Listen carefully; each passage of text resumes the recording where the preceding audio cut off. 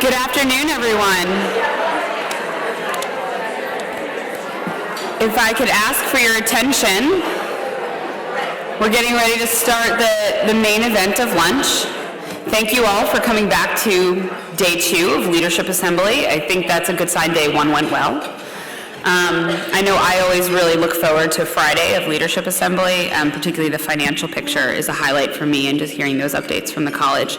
So, just reintroduce myself briefly in case I didn't get to meet you yesterday. I'm Jennifer Fearman, class of 2009. I'm the chair of Leadership Assembly, and I'm so thrilled to have all of you here and to have heard the wonderful discussions and the content of the last day that we've been together.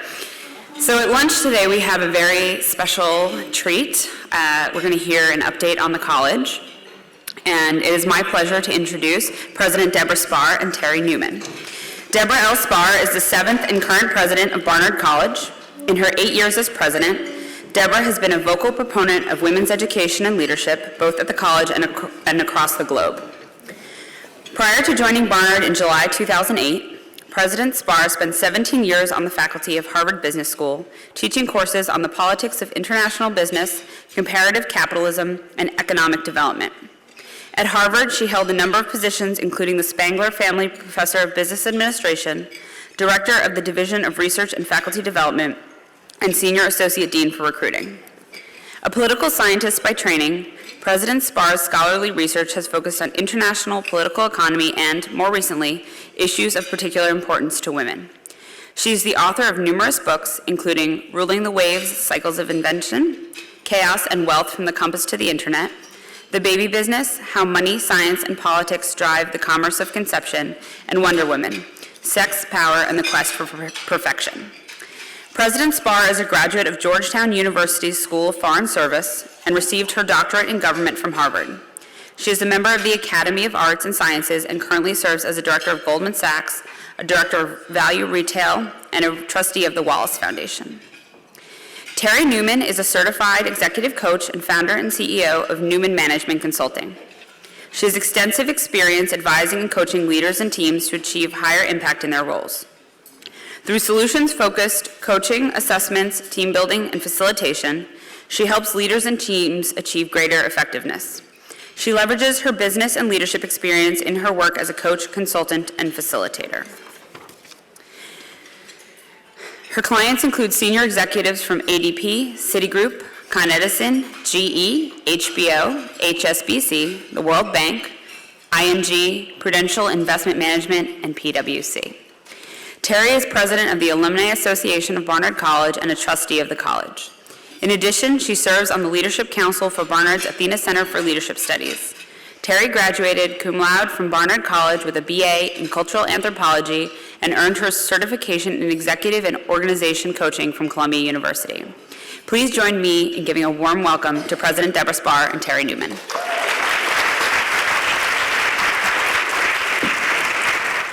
Hi. Good afternoon, everybody. Good afternoon, Debora. It's great to be back on the stage with you again. So we're going to start with a few questions, and then hopefully we'll have an opportunity to open it up to some questions from all of you as well. The fall semester is flying by, and as many of us have heard, Barnard is hot.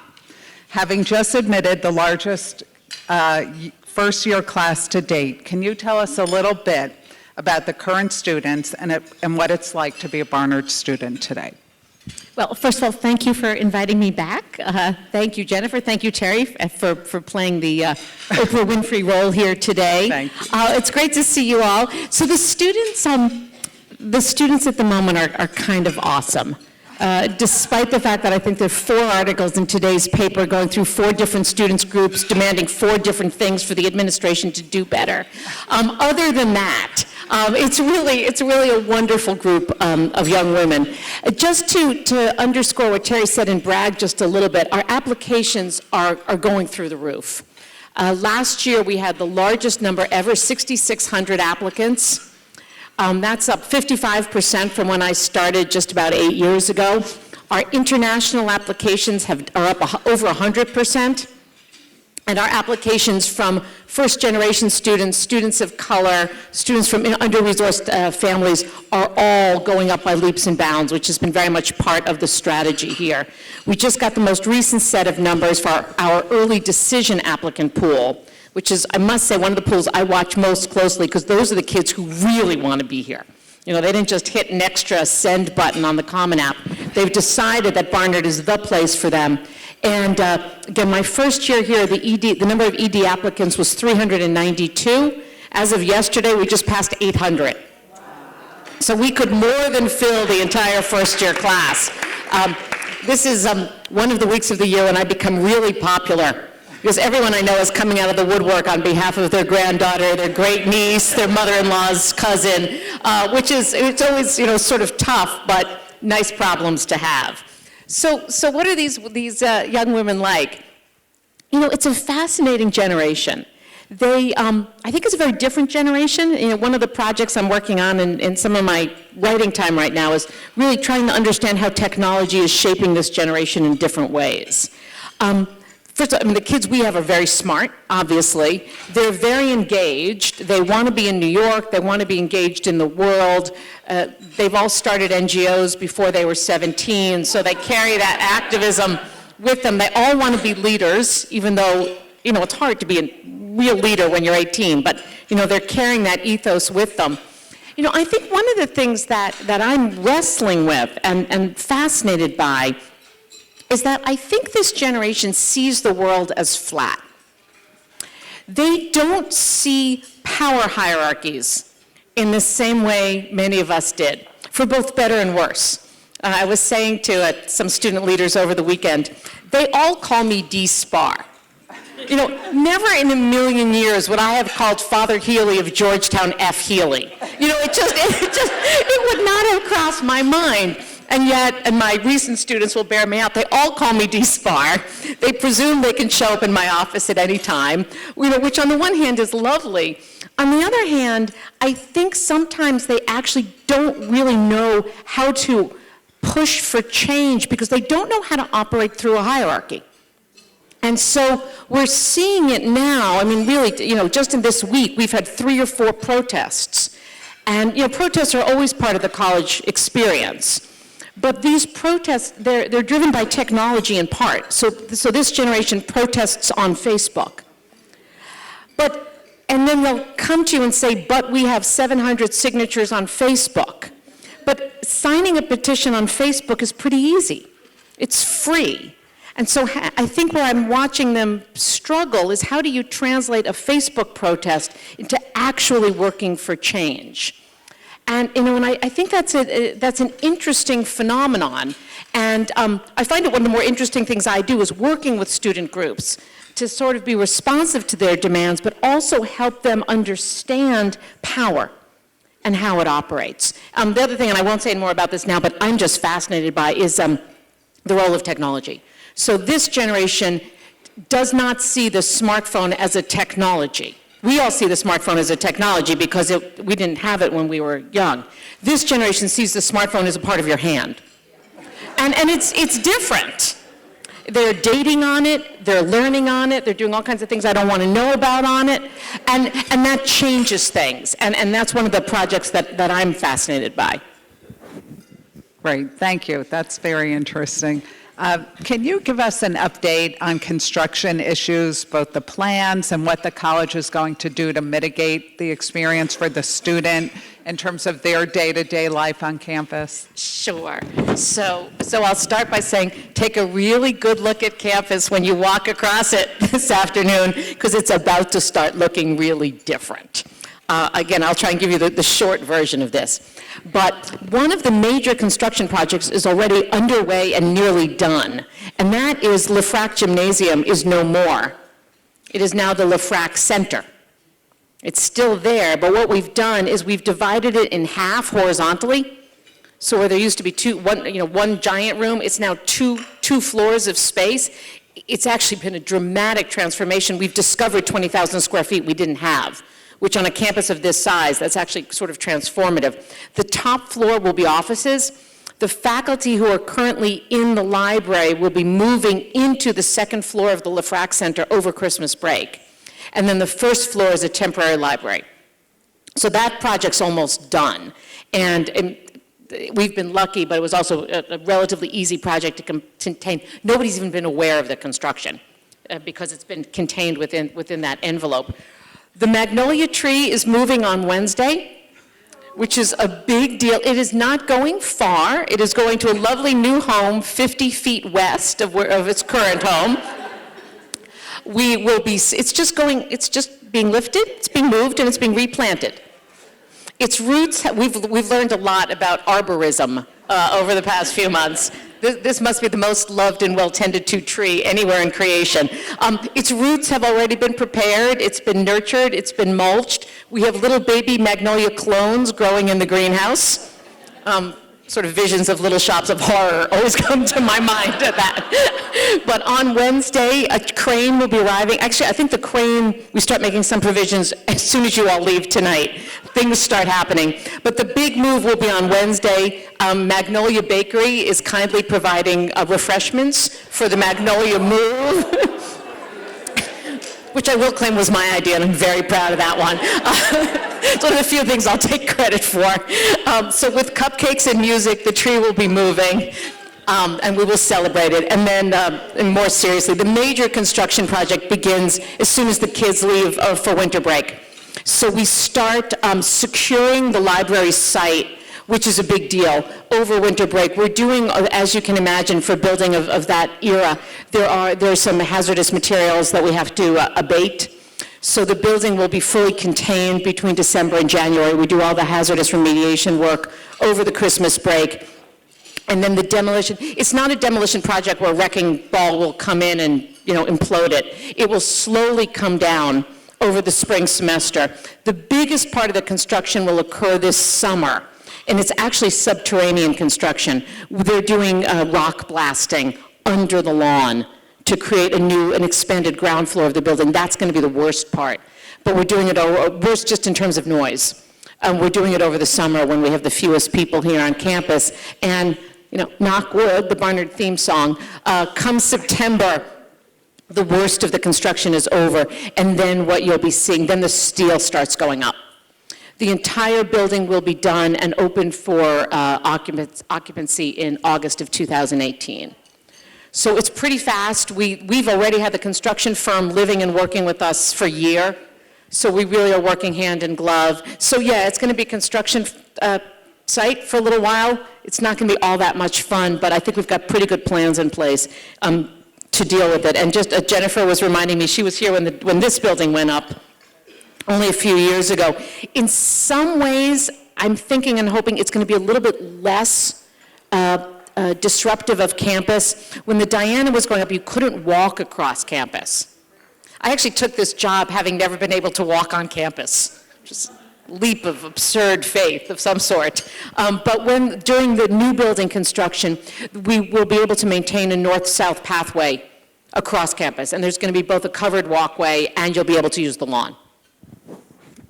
Great, thank you very much. And I had the pleasure of having a hard hat tour of the LaFrac Center with some other trustees, just the second floor that will be office space, and it seems beautiful already. Gorgeous windows that have opened up, and it's a great addition.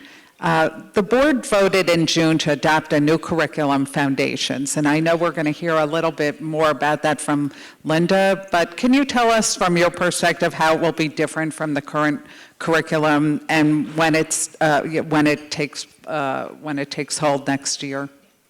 So Jennifer and I were just chatting about sort of how you strategize all the different changes you do across a campus. And one of the things I try to be very mindful of is sort of figuring out which groups of people make which kinds of decisions. And one of the easy but very important decisions we made several years ago is that the faculty own the curriculum. So all of the curricular changes came through the faculty. Even though we had input from trustees and input from students, this was faculty-driven and faculty-owned. My colleague Maria, who played a role in this, along with, I think, 80 faculty were involved in the curricular change. It took 2 years, which these things do. It took a fair amount of blood in the hallways, I think, as, various interests fought it out. But I think we wound up with a curriculum that the faculty are really excited about and really feel ownership of. It's not dramatically different, as you'd imagine. It's still essentially what's called a general distribution requirement, which is different than Columbia's, which is a great books course, if you will. The requirements of foundation still demand essentially that every student get some degree of knowledge in those various areas that we consider important to being a well-educated human being. So they have to take some quantitative skills, some literary analysis, some performing arts, some social sciences, and we've played a little bit with those numbers, but not dramatically. What's quite innovative in here, and I think very interesting, is we've also put in 4 different modes of thinking that the students have to take. And the idea here was to really leverage what is specific and special about Barnard. So every student has to take at least one course that exposes her to global ways of thinking. Most colleges have that now, but I think that's a core value of Barnard. We also have, and this is getting more Barnard specific, every student has to take at least one course that gives her an experience in New York City. We really want to leverage the Barnard, New York, Manhattan, 5-borough experience. Now that, of course, is also compelling the faculty to start building out courses that are physically based in the city. So we already have a course, several courses learning from museums where the kids go to the Met or the Frick and they work with the curators there. Tina Kampt and some of her colleagues are building out this brilliant set of courses based in Harlem that are being taught jointly with some of the core cultural institutions in Harlem. We're hoping to do some environmental science courses that work with Black Rock Forest and use the Hudson. So every student will get a New York experience. We've also added a very excited requirement that was a little controversial, but I think the board was great in pushing us to the finish line on this. Every student will have to take a course that involves technology, making us the first of the liberal arts colleges in this country to have a technology requirement, which we are quite delighted about. And I will say, in my strange little peer group of college presidents, everyone's coming to me saying, how did you get that through? How do we get one of those? Because everybody knows that this generation needs to understand, they already understand technology, but they need to get further educated at a higher level in technology, and yet that hasn't really been a requirement that the liberal arts colleges have embraced. So we've embraced it, and again, it's providing a forcing function because the faculty now are quite excited about creating the courses that involve technology. Some of these are obvious. We will be creating some computer science courses on this side of the street, in addition to the ones that we can already, our students can avail themselves of at Columbia. Some are less obvious but fascinating. Digital humanities, digital history.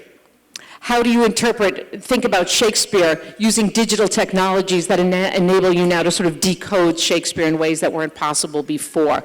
The performing arts, again, one of the components of the new building is going to be a dance movement lab, which is a collaboration between dance and neuroscience. So how do you study dance using movement technologies which can capture movement and digitally analyze them? So we really think that both the curriculum together with some of the components of the new building, together with a few new professorships that we've created, will put Barnard at the forefront of thinking about and teaching and learning about the digital humanities. Wow. We all wish we could come back again.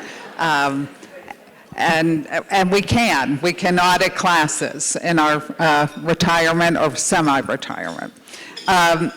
Thank you. That's fascinating. Last year, as you have said, was a very busy year, and we had a lot going on, and there was a big focus on the 125th. What are you focusing on most this year, and what do you see as the hot topics on campus in the years to come? So I spent the first 2.5 months of this semester promising everybody that this was going to be a calm year, and just dictating that it would be a calm year because we really couldn't handle another crazy year. And part of that is still true. We did so many things last year. ramping up for the building, ramping up for the curriculum, implementing the designing the transgender policy, and having the 125th. I think we really felt we needed not only to sort of take a little bit of a breath this year, but more importantly, implement things. So the building is designed and thought through, but we have to do the implementation, same on the curriculum review. So I was hoping we'd get a little bit of a break this year, but we're not.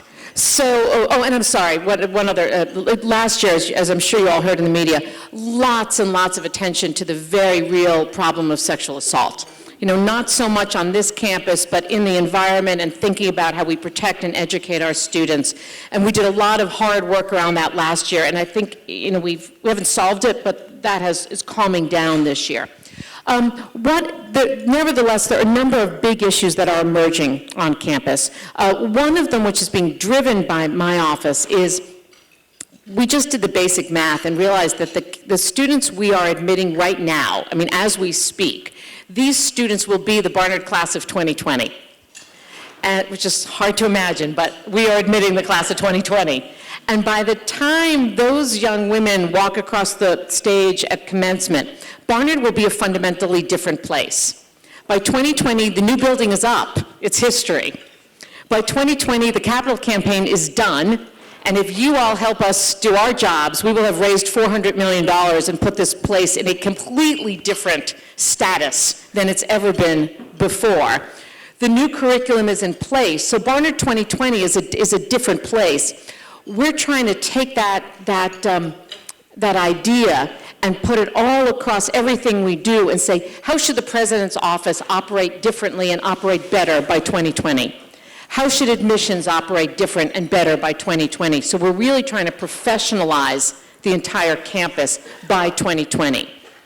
In the meantime, I think the issues that we're seeing erupt on campus are largely three. One of them is divestment, which, to be honest, some of you may have served on the investment committee, I've been waiting for some time. They were a little slow in organizing on our campus, I think in part because they hadn't quite figured out that our endowment was separate from Columbia's. And once that sort of realization loomed, the Barnard students did organize. They showed up in my office last spring, and they're pushing us to really think about managing our endowment differently. Clearly, this is a huge issue. It is a national and international issue, and we have to grapple with it, and it's hard. But we are. And, I see myself really having to play an intermediary role between the board and between the students and thinking through a very, very complicated set of issues. The second, before you go to the second, maybe just clarify, is it divestment primarily of fossil fuels, or are there other? I think they're not quite sure yet. Okay. Yeah, and that's one of the issues, clearly, because, and I think this really is a learning moment. If we think about divestment, what does that mean? Does that mean this is a sort of one-time campaign to move away from certain industries that arguably are doing great damage, or is it an ongoing process of more intervention around a whole series of investment practices that people may or may not like at any given moment in time? Even if it's in the fossil fuels sector, is it just coal? Is it coal plus shale gas? Is it coal plus shale gas plus all forms of petroleum, and then what do you do about Volkswagen? Which I think is actually a legitimate question. There's other groups out there, the city of New York, for instance, which is now saying that they're going to take New York pension funds and only invest it in companies, I'm not going to get this quite right, but that have 30% women on their boards, 30% women in their executive suites, and full ESG guidelines. There's nowhere to invest that meets those guidelines. So we as a sector, we as a country are going through this. And this is one of the very few areas where I see various parts of my life coming together. Because I used to study this stuff. I'm on the board of a major financial firm, and I'm dealing with it in my day job. So I don't know whether that makes me able or just complicated, but it's an interesting set of issues. And then the other one, which is in many ways harder. It's easier to deal with from a policy perspective, but harder emotionally, is, and it did happen just yesterday, Black students on campus are really feeling under a lot of pressure, feeling very upset. Just in the past week, there have been major protests at the University of Missouri, at Yale, at Ithaca, and just saying those three schools, fundamentally different schools, University of Missouri, Yale, and Ithaca, yet all of them have had serious protests.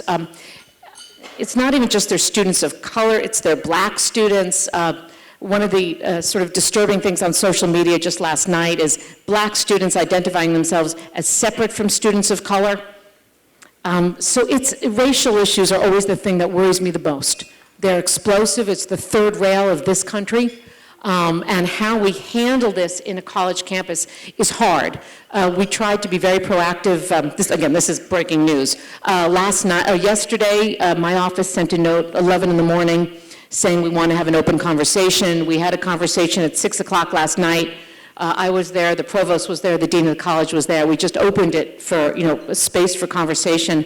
We had about 65 students come, and you feel for them. They feel that they're getting a differential experience on campus. They feel that all of, elite higher education in this country was not built for them.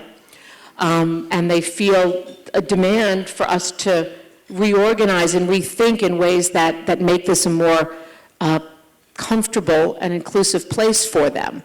And I think it's our responsibility to start figuring out how to do that.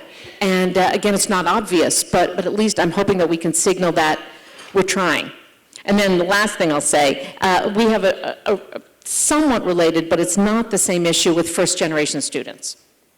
So as I was saying earlier, one of the things I think we've done the best job on is really accepting, admitting, and taking care of a lot of first-generation students, but they have a harder time here. They just do. And we need to figure out more ways of accommodating them and serving their needs, some of which are obvious and some of which are not. So that's what's happening on campus. Wow, okay. Another busy year. I think we have time for questions. Is that true? Yeah. So, thank you so much, President Spar. Perry. Nothing gets me more revved up about Barnard than this conversation. So cool. So I just want to let everybody know we are going to move into Q&A now. It'll move in the same format. Just raise your hand. A student will bring a mic to you. In case you didn't know, this conversation has also been live streamed so that any alum who couldn't be in the room could also hear the update on the college. So we're going to do our best to balance the questions from the folks in the room with questions that have also been coming in from the folks watching on the live stream. So do you want to start with Daphne? Can we get a mic up here in the front? It's coming over to you. Hold on. Hold on, Daphne. The mic's coming. I made her run pretty far. Hi. I think the way the college handled the transgender issue was terrific, and I think the policy was really terrific, the way it was defined.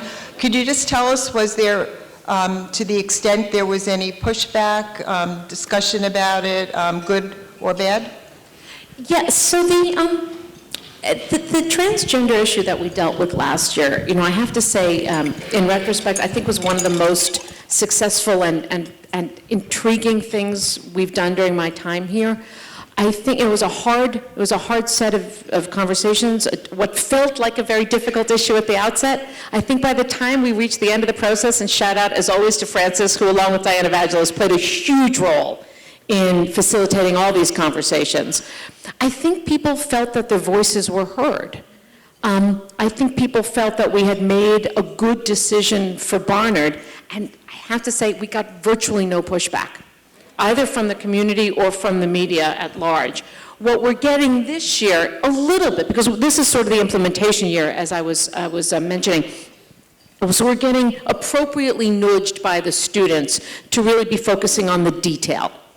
How do we make sure that all of our faculty are addressing students the right way? How do we handle, that's sort of the biggest issue we've had. Some issues around how names are depicted on ID cards. But, and not to say that that stuff's not important, it is important, but it's very fine-grained detail, which leads me to believe that I think we're in a good place on this. Great. So A young alumna volunteer out in the diaspora asks, President Spar, what books are you reading now, and particularly any you would share with a Barnard book group? We heard a lot about Barnard book groups in the class leader session yesterday, so this is very appropriate. I'll tell you the book I just read, and my gosh, I'm going to forget the name, but this is a good crowd, so people remember. It's written by Ann Patchett, and it's about her friend Lucy, the poet who died. Does anyone remember the name? It's like,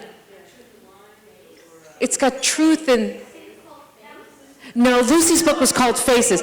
It's by Ann Patchett. It's about her friend Lucy, and it's Ann Patchett's. It's nonfiction about her friend who was a brilliant poet and had been severely disfigured from childhood cancer, and it's the story of their friendship. It's a really good book, and I wish I could remember the title. Sorry. It's great. All right, you want to go right in the back? And I'm rereading Margaret Mead, but that sounds so geeky. Hi, thank you all for your presentation. Melissa Marsh, class of 97.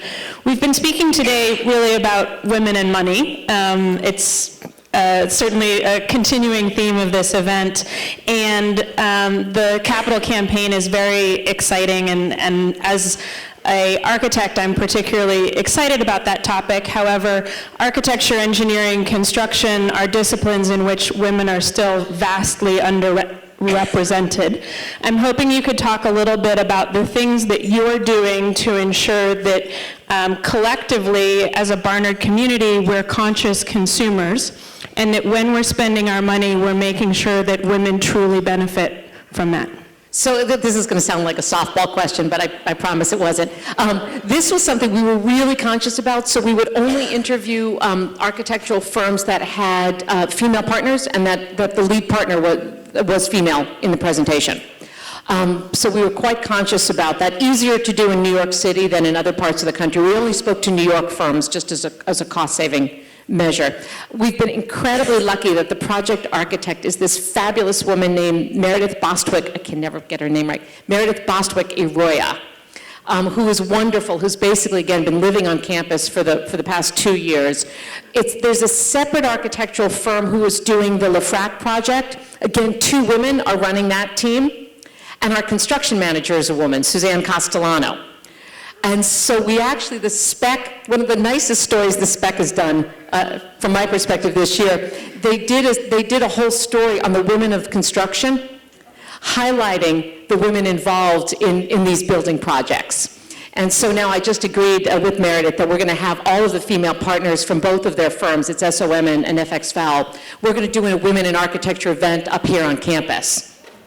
And some of you may not know that Barnard Architecture Department does all of the architecture for both Barnard and Columbia. So we are one of the premier undergraduate architecture departments in the country. The chair of the department is Karen Fairbanks, another woman architect who just this morning informed me she just won a big AIA award. So we are really trying to get the women in architecture story out, because you're entirely right, women are grossly underrepresented in architecture and related fields. Great. So we have time for one more question, and we're going to take it again from those watching on the live stream. So a regional leader in Chicago asks, and definitely not a softball on this one, what do you see as Barnard's biggest challenge, and how do you plan to tackle it? Pick one. You know, there's no single biggest challenge here, and I'm not saying that to be coy. I mean, it's like the question I always get, what's your biggest mistake? And I always feel if you don't have a good mistake, somehow you're a failure. I think that, the biggest issue we face is we're trying to do a lot of things with very few resources. And as was just mentioned, the biggest resource we lack is money. If you if you look at us relative to any of our peers, our endowment is a tiny fraction. 1/10 of Wellesley's endowment, and yet we're doing more than Wellesley is. We're also deeply constrained in terms of space.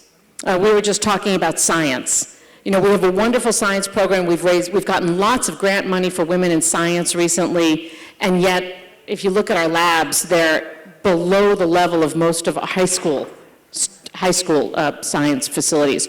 So we're trying to do an awful lot quite quickly with a little. And, I think it's a question constantly of juggling, how you juggle priorities, how you juggle time, and quite frankly, and looking at some of the staff colleagues in the room, how you keep a staff that is, we are understaffed. So how you keep smart, ambitious people working harder than they really should be working for extended period of times without getting the pay raises that they could get elsewhere. So from a management perspective, I find I've got to do a lot of cheerleading and make sure that this remains an exciting place for people to work because they're tough jobs. So I've actually been informed that we get a bonus question. It's a wonderful surprise. Can we get a mic to this table right over here?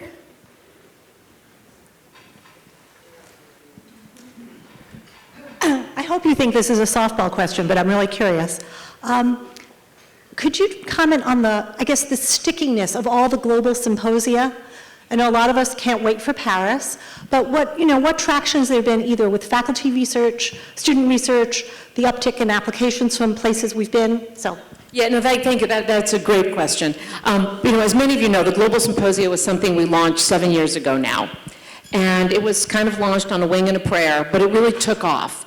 To be honest, we can't really track it with metrics that I would put much faith in because it's a little bit amorphous. However, our international applications are up by over 100%. If I trace where the students are coming from, there's a pretty good correlation, not with all of them, but with many of them. Now, those are places we'd probably get international students regardless, but I think given where the schools that the students are applying from, those are frequently the schools that we're inviting to the symposia. More than that, or in addition to that, though, I think, we've put Barnard on the map in a different kind of way. Another challenge we face in general is it's a crowded and noisy world out there. So once upon a time, all of college's materials were paper-based material, and that's how you got your story out. Now, Barnard needs to have a presence in paper, on the web, in Paris, in Shanghai, on Twitter, on Instagram. So, it's a big part of establishing our presence in various parts of the world. And I also think it has created an opportunity for alums to bond together in different ways. Lisa Hollabaugh, whom some of you may know, who runs the international programs, was just in London last week, and she said there's 25 London alums who are organizing themselves to come to the Paris Symposium. Turns out Paris is a good place to get people to come to. We also have a very active group right now of parents in Paris who otherwise wouldn't have a deep connection to the school, but they're doing a lot of the heavy lifting around planning for the symposium, picking restaurants, it's fun and it's exciting and it gives them a connection to the school. And so again, I can't really track it through concretely, but it seems to have been quite a successful program. Thank you. Thank you all for your questions. And please join me in thanking once again President Debora Spar and Terry. And come to Paris.